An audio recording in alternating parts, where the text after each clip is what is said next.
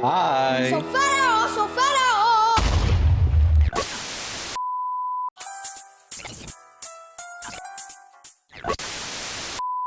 Did you know Portuguese is the second most spoken language in Latin America and the sixth most spoken language in the world? Did you know that Portuguese is widely spoken in the Southern Hemisphere?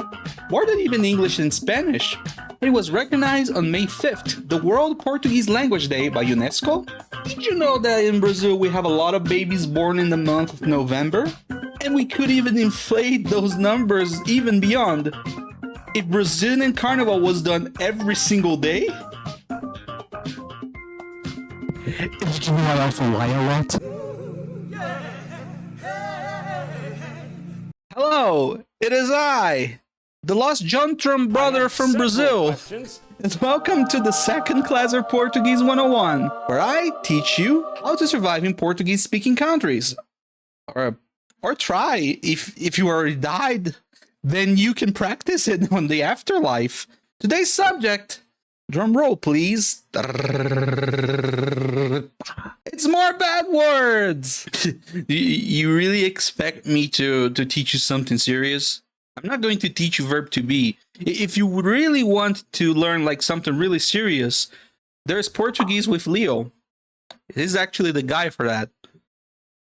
Did you know that only 5% of Portuguese speakers live in Portugal? Because the majority, 80%, lives in Brazil? Yeah, get fucked Portugal, porra. That's fucking right, aqui Brasil, caralho! Anyway, for this video, I have some new words for you to learn and practice. With yourself, don't use it with others, please. Or use it, I don't make the rules here. But beware of the consequences of your actions. Man, that's it, man. I became the Uncle Ben of Portuguese language. Lembrem-se, meus filhos. Do caralho. Meus pupilos. Com grandes poderes vem grandes responsabilidades. And then I get run over by the isekai truck. It isekais me into an anime where I became a really shitty protagonist and have an extreme power creep for like 3 episodes. And then I became a marketable plushie. Yeah, I should consider that. That should be my life plan. Anyway, guys, I hope you buy my manga. It will be available on the next Shonen Jump. Sorry, the isekai bit was a bit unnecessary and funny. I'll move on, okay? We all hate isekai in here, okay? Understood? Stop booing me!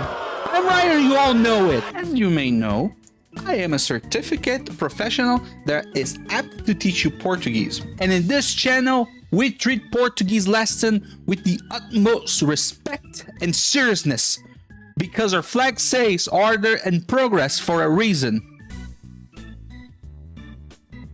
No, I'm not holding my laugh because I say Brazilian flag has order and progress when it should be finger in the ass and screaming. In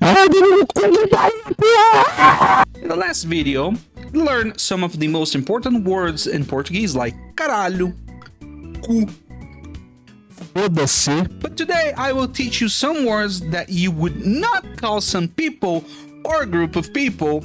So let me put a disclaimer first, okay? Disclaimer, everything in this video is for educational purposes. If you feel offended by any of those words, I plead the fifth. Even though I'm not American, I plead the fifth, I don't care. And I don't take responsibility if you say any of those words to any individual in Brazil, Portugal, Angola, any country. And they become furious and come to attack you. Don't blame on me, it's on you. First word of the day is a derogatory one towards the homoeffective people, directly most for men, which is the word viado. Viado has a lot of different meanings, which the main one is the animal deer. No problem, right? Why would an animal be the symbol of a derogatory word for a gay man? You see, it was not the animal's fault. It was the human's fault, as always. They decided to use the word viado mostly because of Disney. Do you remember Bambi? No? It's an old-ass animation that tells the story of Bambi, which is a young deer who has been described by many feminine and fragile. Yeah, it's really funny because the same company that now defends the LGBT community was the one who enabled it all in Brazil. Not directly, but you understood what I meant. There's also the mating season where male deers, when they don't find a partner, a female partner in that case, they deposit their funny juices inside another male deers. Did you know that the number 24 is related to gay men in Brazil? And that's true. It's not a lie. I'll explain why. The reason is called Jogo do Bicho, or animal game. It's an illegal gambling game ran in Brazil by some establishments that can or not be governmental, where we select a sequence of 4 numbers, and whoever gets all the numbers right takes the money. But where the viado comes in, that sounded so fucking wrong in my head. So in Jogo do Bicho, there are 25 different animals that represent certain sequence of numbers, and to separate which one is which, we only use the 2 last numbers. Also, the numbers only goes from 0 to 99 in that case, so you will have a sequence of like 100 numbers.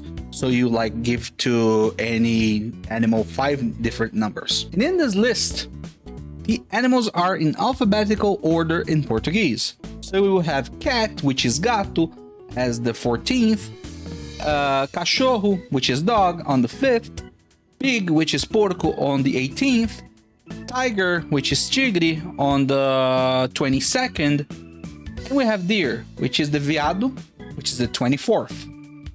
So imagine you in school being the 24th on the list while your teacher called the roll. And yes, believe it or not, I was once the 24th student in my class. It was an experience. Another word you can use instead of viado is bicha, which in Portugal is not derogatory. It's a word to describe a line of people, which in Brazil would be fila. But in Brazil, it's another way to call a gay man. If I am correct, the word bicha is imported from the French word biche. Also, both words can be described as a homosexual male prostitute in a derogatory way. Viado, but this is very specific, can be slang too in some regions in Brazil if used between friends and or non-people, especially if you are from São Paulo, which would mean like dude. Or if you want to describe a São Paulo Futebol Clube fan. But Lulu, is there any way I could describe lesbians with this word? Should I call them viado too? No. In that case, for homoeffective women, you call them sapatão. Or big shoe. Well, it's the Big Show. Now you know Big Show is actually a lesbian. It's literally because in the 70s, because women retook the feminist movement and some decided to abandon the heels to adopt shoes because of questions of comfort.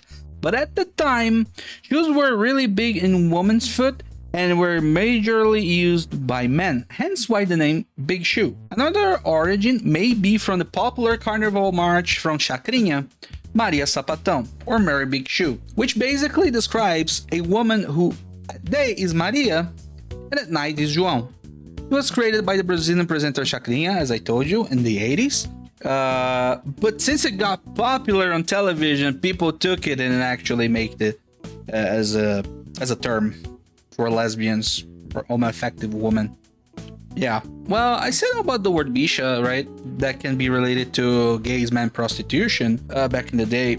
Now I want you to come closer, okay? Come closer. Come closer, okay? I want you to promise me something with this next word, okay? This next word. Don't call randomly a woman with this next word. Extremely derogatory slur and may bring you some trouble if not used correctly. Be warned. Puta. Yeah, you hear this word everywhere in probably your Spanish community and may know the meaning and say, but I call my friends that all the time, so why I shouldn't say that? Well, you can call it between friends in a friendly way as you call them bitches. For example, there's this creature called chibidoki, which is a specimen for sure. Just so you know, select one of the eyes. You cannot look at both. In every string, she shows her love to Brazil and other Latin American countries by saying, "Te amo, puta," which means, "I love you, bitch. I ain't never gonna stop loving you, bitch." And in that case, I don't judge people calling it in a friendly way because everyone's having fun and just saying like, "You little bitch, XD XD." Or if you're frustrated by playing a game and you want to lash out at the enemy hitting you, You can say it as well. So that's cool, right? You can call anyone that way, right? It won't be any consequences, right? Right? No! Because puta in a derogatory way literally means whore. And not only in Portuguese and Spanish too.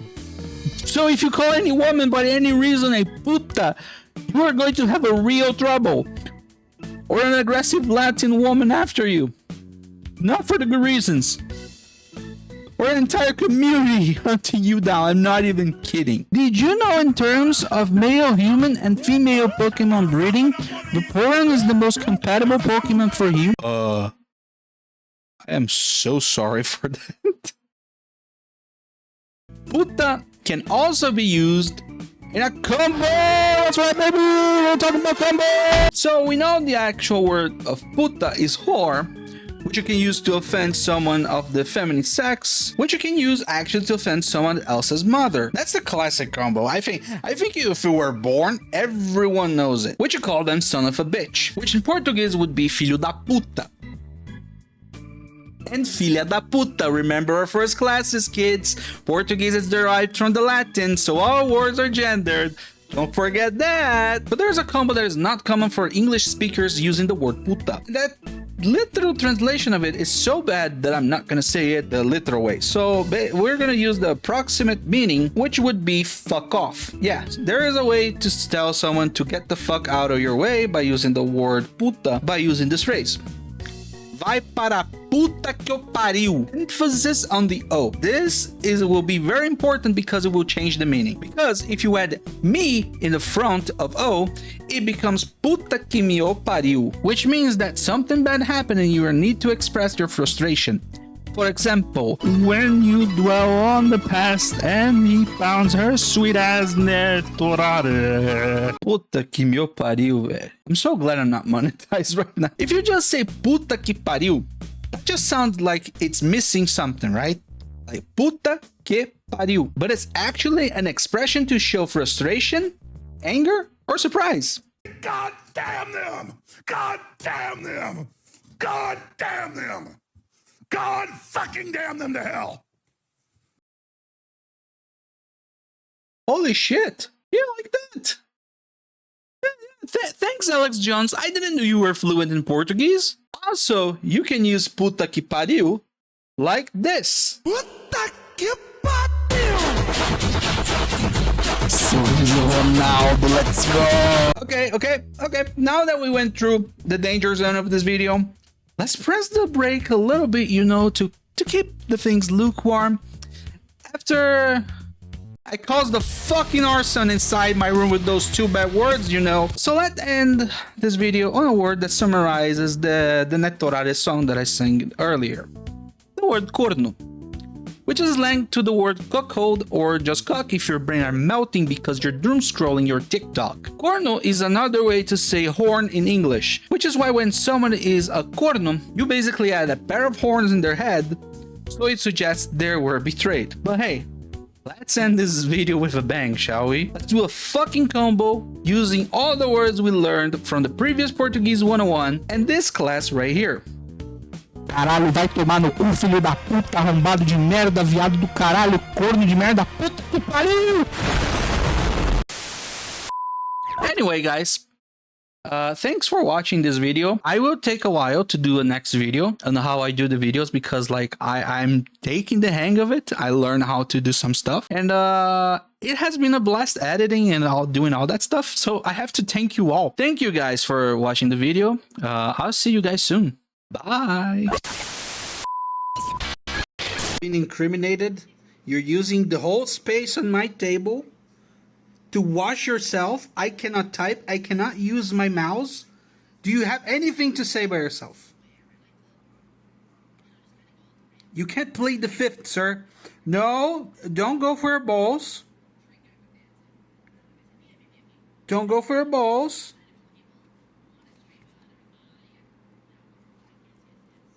You're attacking my mouse.